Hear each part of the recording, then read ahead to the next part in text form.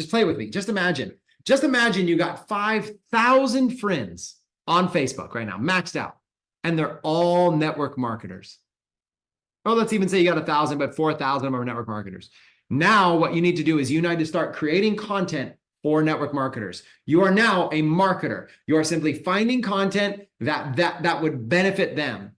And it doesn't even matter about generating leads or anything. Right now, you just need to get good at, I've got an audience and I'm starting to build KLT factor with them. Then what you'll do is you'll take a full video, be like, oh my God, Chris just did a network marketing training. It was like an hour long. It is so phenomenal. He said we could clip it. So here's what I'm gonna do. I'm gonna take 5 little clips out of his hour-long training about network marketing. I'm gonna take 5 little clips. That's my content for the day. I'm gonna post a clip on Monday, Tuesday, Wednesday, Thursday, and Friday. And every single clip, I'm gonna say a little bit about it and say, if you're a network marketer who's looking for more traffic, leads, and sales, just DM me the word Atlas or DM me your email address. Just DM me your email address and I will send you this full, 90-minute training.